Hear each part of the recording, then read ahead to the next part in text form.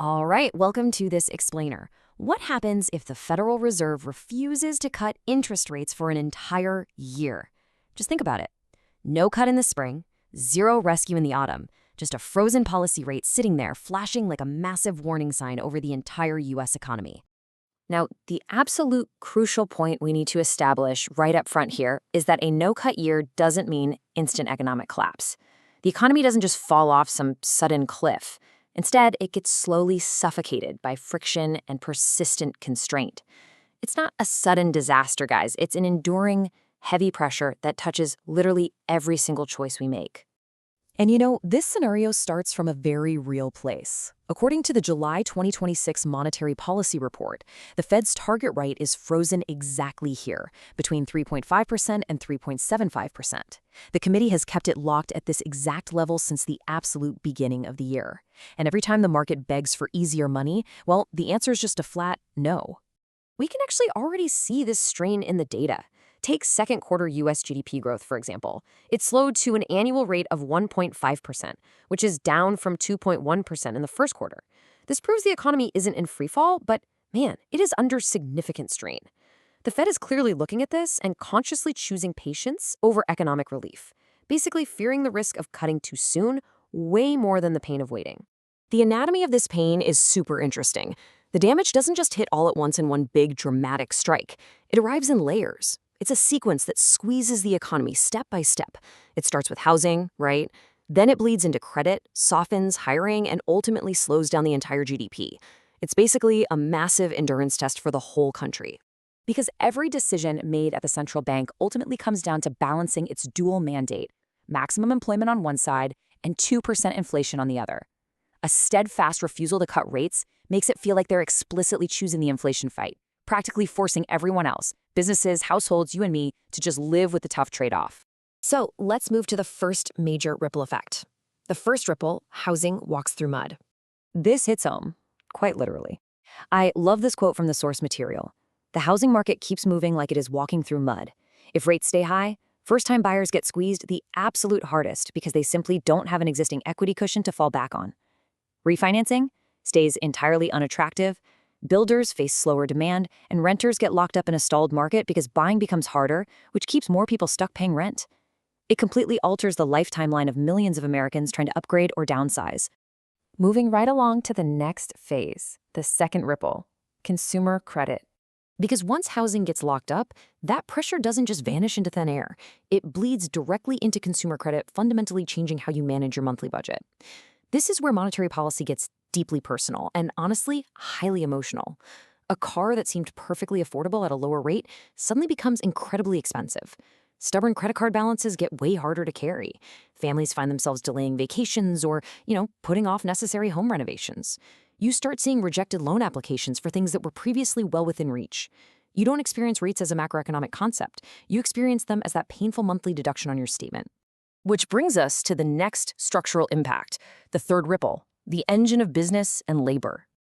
And it's not just households feeling this. Small businesses and the labor market feel the squeeze just as sharply. This creates a quietly powerful drag on entrepreneurial energy. Because capital costs are so high, a local restaurant wanting to expand a kitchen or a startup just needing basic working capital, they're forced to hold off. This causes a major cascade effect.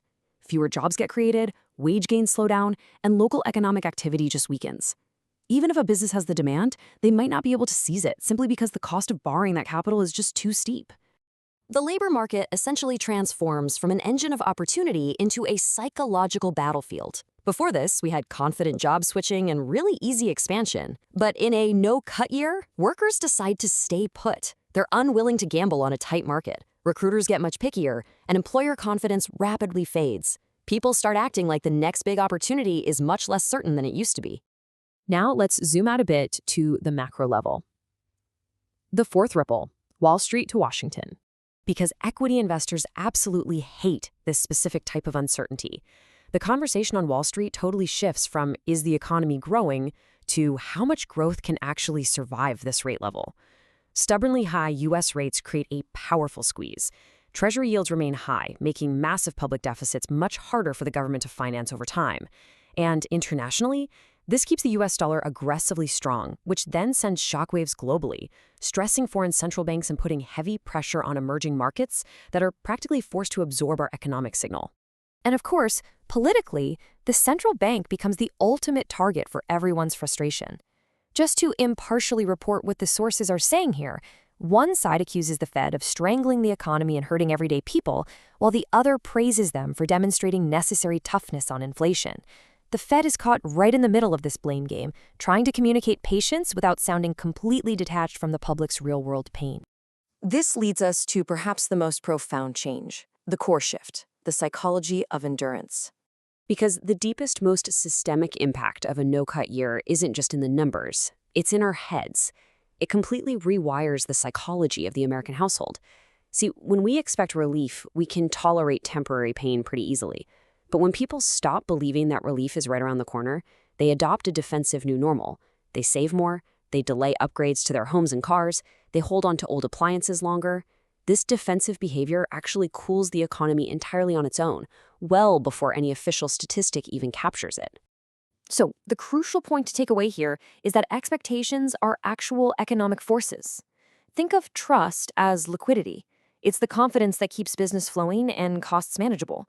When that trust fades, the very cost of doing business rises, even before a single policy number changes. The Fed's refusal to cut actively reshapes our behavior on a massive scale. Now, surprisingly enough, there is a strange, hidden upside to prolonged tight policy. High rates can actually force intense financial discipline. They push companies to get leaner, they expose badly structured debt that was just hiding in the system, and they cool down speculative excess. It essentially trims the fat and cleans out instability. However, every disciplined story in economics has a short-run human cost. We pay for that stability with slower growth, fewer opportunities, and much tighter budgets. It proves that the debate over rate cuts is never just about the math. It is ultimately about who is forced to absorb the pain and exactly how long they can endure it. So, to wrap things up, a year of constraint. Bringing it all together, what does a year of constraint truly look like at the end of the day? It means finishing the year with tighter credit, more political conflict, and a highly nervous consumer base. The ultimate takeaway is that the economy wouldn't necessarily enter a devastating recession, but it would have to live with a persistent, heavy drag touching every part of daily life. Not disaster, but pressure. Not chaos, but friction. Not collapse, but constraint. I'll leave you with this provocative thought straight from the data. If the Fed kept rates high all year long and kept pushing that heavy burden onto consumers and businesses, do you think we would just slowly adapt to this defensive new normal? Or would the mounting pressure eventually break something larger than anyone ever expected? Think about how long you could endure the friction. Thanks for checking out this explainer. I'll see you next time.